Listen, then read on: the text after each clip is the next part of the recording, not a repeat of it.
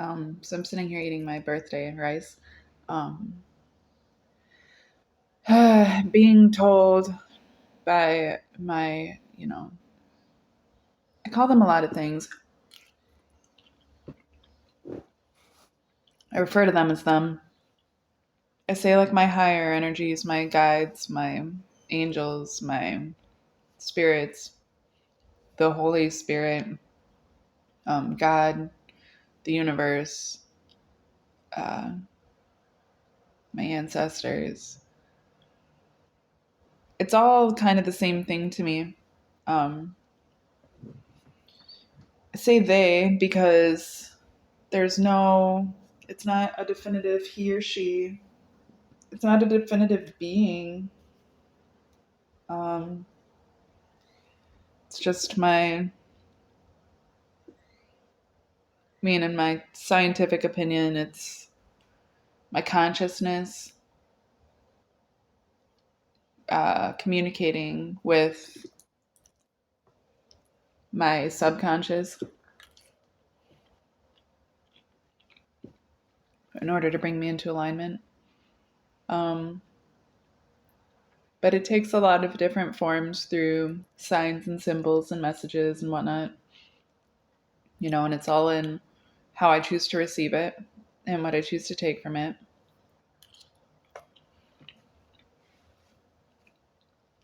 It's coming from like a heart space. It is the concept of self separate from ego. Ego being the aspect of self that um, forges identity. And I think that there's a very um, essential aspect of that aspect. There's an essential quality to the ego, um, but it is not the true self. The true self goes beyond and is not at all limited to the ego in the way that as we tend to kind of conceive of ourselves as our identity, thus by our ego, we tend to miss out on a large aspect and quality of who we truly are. So different people have different ways of going about that process of assimilation, of coming, into alignment with themselves in order to process those concepts. That's the way that I've done it thus far. And it evolves and changes with every experience and through time. Um,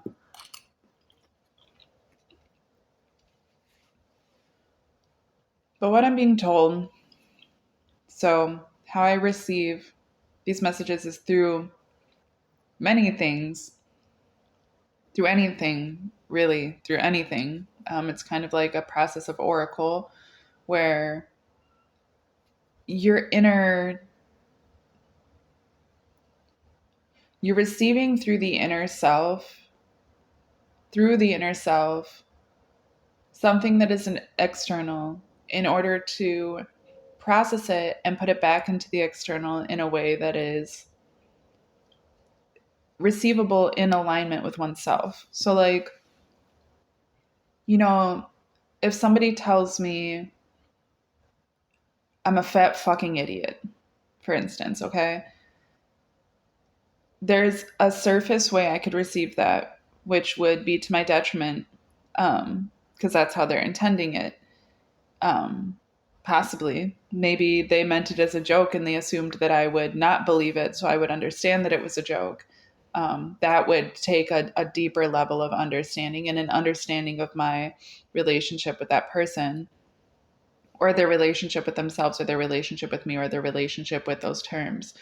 Um, So that's all on a slightly deeper level, but I could still take it to my own detriment, which is still taking it at essentially a surface level.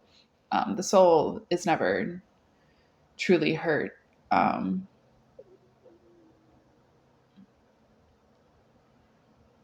it's never truly damaged, I should say. It experiences depression. It experiences the pain of uh, being pushed and pulled in directions that aren't fit for it. But it's never truly damaged. There's always a way to, it's the ego that gets damaged, and we tend to identify ourselves by that. And it takes being able to separate yourself from the ego in order to find uh, the purity of the soul, in every experience. So if somebody called me a fat fucking idiot, that's a way that I could take it. I could also take it a level deeper, which is to understand that that person has their own experiences, has their own reason for saying those things, and to not receive it unto myself, to not take offense to it. Um, Even in that, there's a duality. I could take offense to it, understanding that although it doesn't hurt me for you to say that because I don't agree with you or I don't believe it or I don't take it into myself, it does hurt me that you want to hurt me and that you would say something hurtful. Or to be able to completely put those things off and just understand that this person must themselves be hurting in some fashion or somehow not fully in alignment with themselves in order to want to project hurtful things onto someone else. Um, Even in jest, I would say that it's still a reflection of an unhealed self. Um, or I could take it even deeper to process how is it that that person could say that thing at all? How is it that I am to receive it? If it can be said at all, then there must be some truth to it. What is that truth to it? Is it, and what can I do with that? It doesn't mean that I'm a fat fucking idiot. But if I can receive that at all, what I'm receiving is the truth, and so, um, what, I mean, so how can I receive that in a way that's essentially beneficial to me? Because I don't want to be consuming things that are damaging. So how do I receive that in a healthy way? And obviously those are different levels that you can go through, but also to transmute it into something greater than that. Um,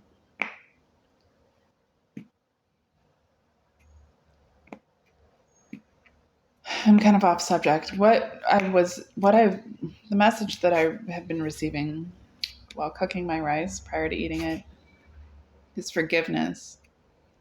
I received the message multiple times and in regards to, and I was like, well, who am I supposed to forgive? What am I supposed to forgive? And it was like, everyone, everything. Forgive it all. Like, quit holding on to things. Quit attaching yourself to damage. It's like, fuck. um, and I'm considering the excuses, I suppose, that I've come up with as to why I shouldn't have to forgive everything or everyone.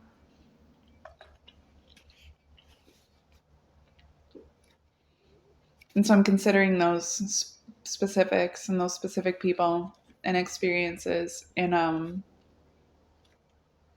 finding that there's still space for forgiveness. And the truth of forgiveness obviously is, I'm sure everybody's heard this by now, but you don't forgive to release anyone else of the consequence of their action or the burden of the guilt that they have for the things that they've done. They don't have to apologize in order for you to forgive them. It has nothing to do with the person that hurt you. It has everything to do with you releasing that damage for yourself, to not hold on to those things, to not cling to those things, to not let those things have any power over you any longer. You forgive to be free. Um, and it's easy for me when I put it like that to then put into perspective, right? I don't want to give this person power for this stupid thing that they did, and I don't want to give that stupid thing power, and I don't want to, you know, hold those things a certain way. But obviously, in the tangibility of experience, it's not always so easy. Um, and especially when it is in regards to, let's say, somebody who has intentionally set themselves up against you in order to validate themselves by being just an absolute villain in your life in every way that they can be, they're always trying to come up against you. They're always trying to break you down. They're always hoping for the very worst for you. And they're actively doing things to try to engage with that sense of power over you. Um, just the most like wicked type of mentality you could possibly imagine for a person to have towards another person. You know what I mean? And like, how do you forgive that when you know that like that's, but see, like as I'm thinking about this, like it seems easier than it did when I first started thinking about it.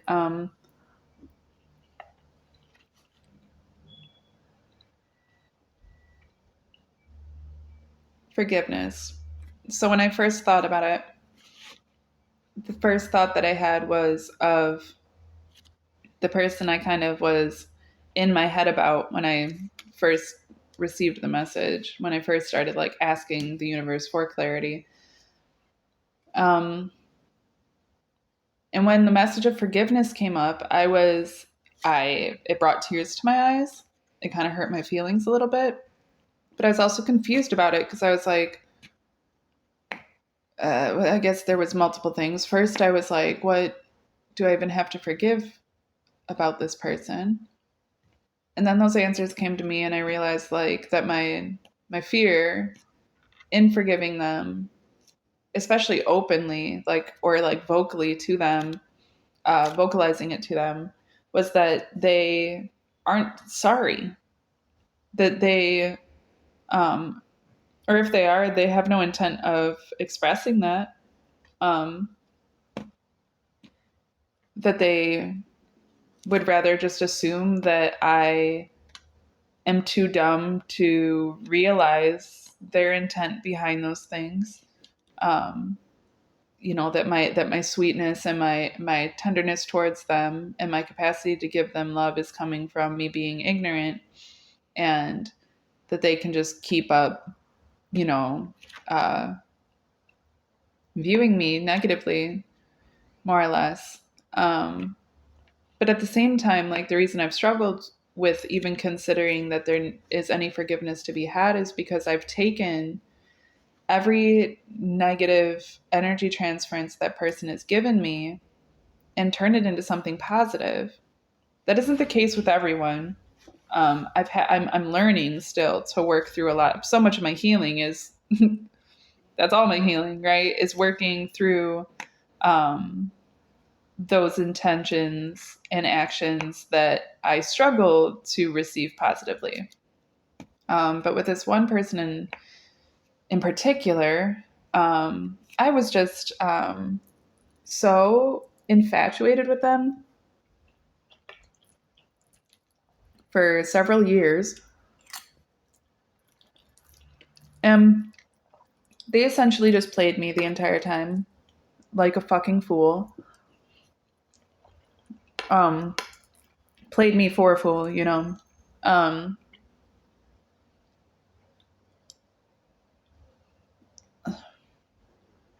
I don't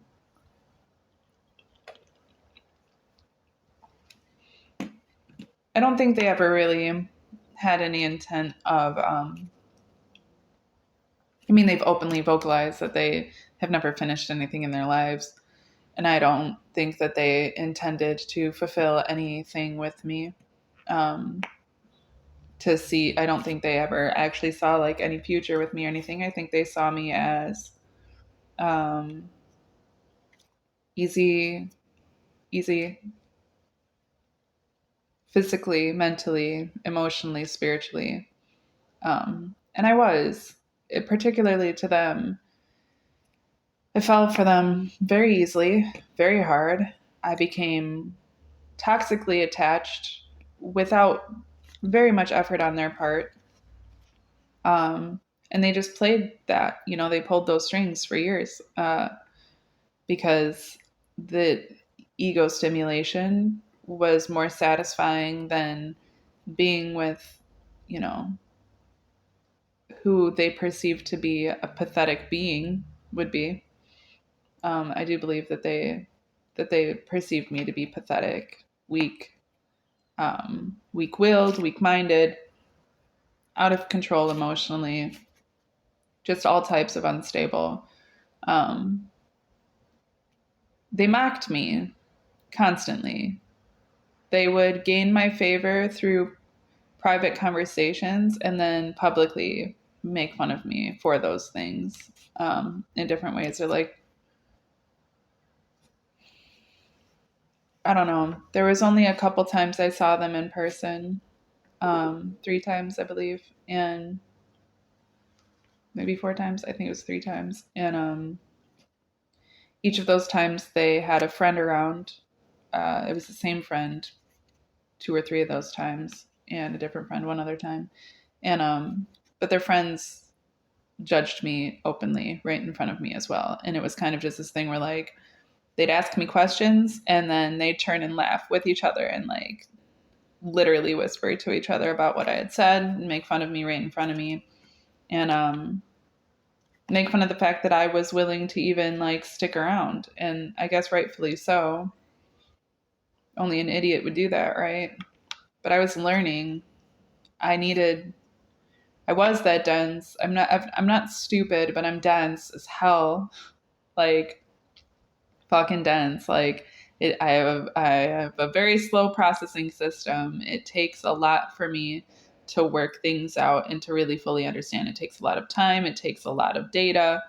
Um, I'm just an old ass computer, so like they didn't see my core processing. They didn't see my actual capacity for good things, and I couldn't show them those things. One, I wasn't going to be as vulnerable as I would need to be in order for them to see those things because I didn't trust them. But like I was trying to build some type of relationship on top of it because that's what's so dumb about me, because it is dumb. I get it that it is dumb. I have this way of being where like I do so many things, or at least I've tended to in the past do things on such a surface level that does convey my person to be an extremely surface level person, where throughout that entire experience, whatever it is that I'm experiencing, I'm always experiencing on an extremely deep level, and I'm doing really, really deep processing.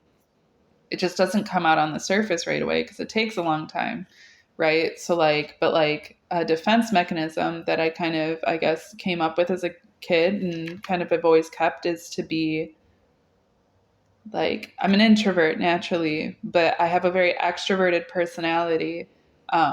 It's a defense mechanism. So like I can be witty, I can be funny, I can fit in, I can communicate and join in a conversation, or hold a conversation and do these different things, all while I'm deep processing, and nobody will know that I'm deep processing because I'm just doing these surface things. The reason that it comes across as so shallow and surface is because it is, and because I'm kind of dissociated from myself, usually all the time, and especially like in social circumstances because I have a really high social anxiety. But most people don't recognize that because the way that my coping or defense mechanism for that anxiety is to put myself out there in a more um, extroverted way.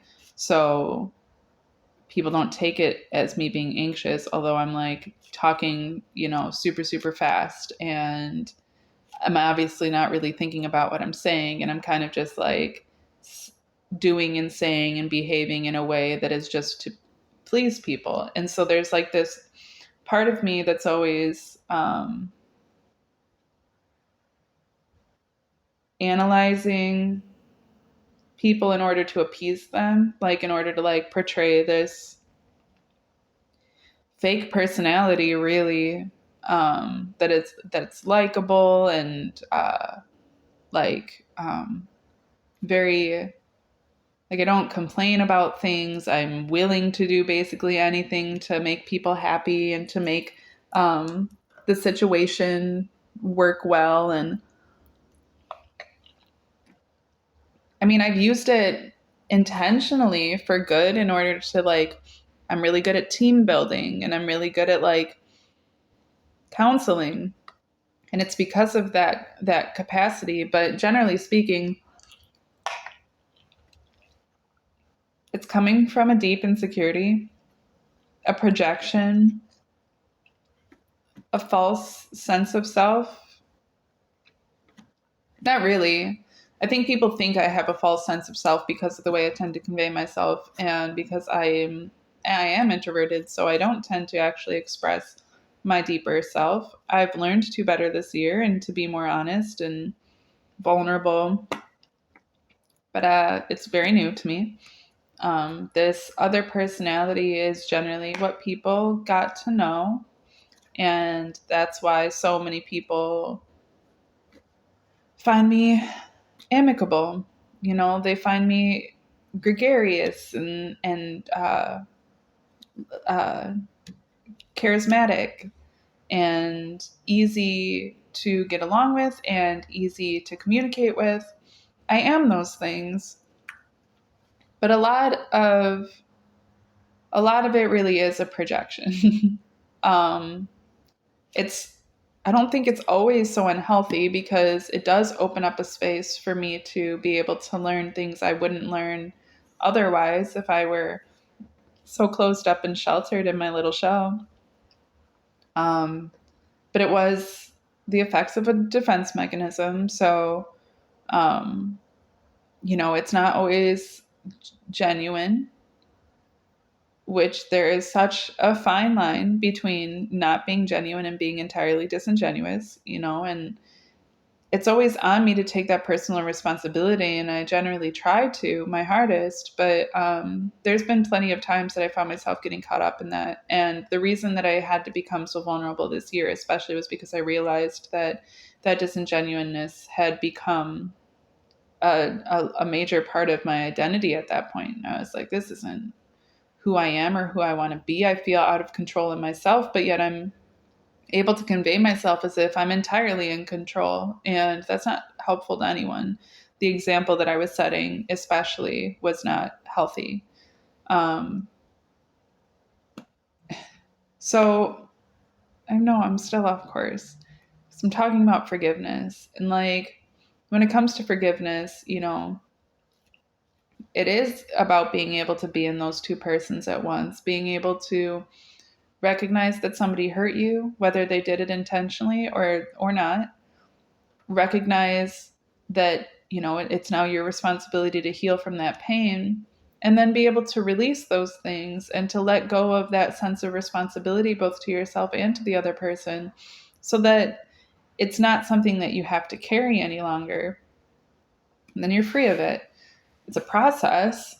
And it's generally a process because you can't just be like, okay, well, I guess I just forgive you, forget everything. That's not true forgiveness. You have to be able to not intellectualize, but conceptualize the experience in such a way that it no longer is causing you damage. It's not about dissociating, it's about fully embracing.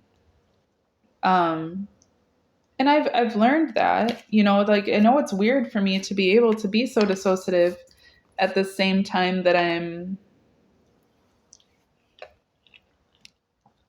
seemingly quite aware and actualized within myself. Um, that's a skill I've honed, I suppose, over time, because I don't think it comes naturally to people, even myself, um, even with my slow processing and all of those things. But so that was something, like, thinking about this dude. I'm thinking about forgiveness, and like naturally, like, I took all of the ways that he was intentionally trying to bring me down, I took as like this secret little competition, and I used it to better myself and to, like, I was like, I mean, if this dude can talk shit about me, it doesn't really help if I can talk shit about him. I mean, in some degrees, I suppose, brought him down to size. I don't know. I don't think that's even important. What it did for me though was allowed me to see like maybe like there are ways that I do need to grow and develop and that I do need to be on my shit. Otherwise, how could I be mad that somebody is able to say something about it, you know? Um so I took all of it as a lesson, and like I've told him repeatedly throughout my, relationship with him, throughout the time that I've known him, like that, I appreciate the ways that he is, and the ways that he's been with me, as much as it was hurtful, because it has brought me to becoming a better version of myself. And nobody else triggered me as much as he did. His The way that he viewed me was somehow so important to me that it caused me to want to make these changes. And I didn't care what anybody else thought enough, so um, although I could recognize that the entire time he was just playing a game with me and he didn't actually care about me and he had no actual interest in me. Um, well, I do think that he finds me very interesting. I know that he stalks me because he talks about it every time I talk to him. It doesn't make me feel good. It's not a comfortable feeling. It's terrifying, especially when he tells me that now he works for Facebook. Like, okay, well, that doesn't make me feel safe, but go on with your bad self. Um, but still, I've chosen to, reflect on the positives and to not let him become a villain in my life, um, which I think causes points of frustration for him and his ego, since that's what he's trying to do. But at the same time, I think it teaches him like that there's something deeper than that ego identification of self. And I think that he does appreciate those things, whether he would give me credit for it or not. And he has in different ways. You don't have to personalize the relationship with a person in order to give them credit for those things. So I don't mean to be, uh, you know, egotistical myself about that. He has given me credit for those things, and I do think that he's learned a lot through me, um, just as much as I have learned a lot through him. It doesn't. It's a weird relationship because it's been through bullshit. Uh, but that's kind of how I've always learned. I keep talking about in these videos, like that's kind of always been my thing, is to take from the negative in order to create a positive, and that has made me a powerful creator. So I've been very thankful for those things. Um, I'm always showing gratitude for those things. I try to show gratitude for all things, but honestly, it tends to be a little easier for me to show gratitude for um, the negative. I guess not. I guess I'm pretty appreciative one way or the other, as much as I can be. As much as I can be. There's definitely, I'm still, often quite egotistical and short sighted and selfish and uh, caught up in my own head. So I don't always recognize all of that there is to be appreciative for. Um, but appreciation and gratefulness goes right hand in hand with forgiveness, in the sense that, like, at least for me, when I find myself in true forgiveness, I find myself being able to truly appreciate what it is that I've received. um, no longer am I holding it against me or holding it against someone else. In fact, it becomes a gift, and a privilege to have received that experience. And it's in that way that I'm able to move forward. And I guess maybe forgiveness doesn't take that always. Sometimes it just takes being able to move on without ever considering that thing again.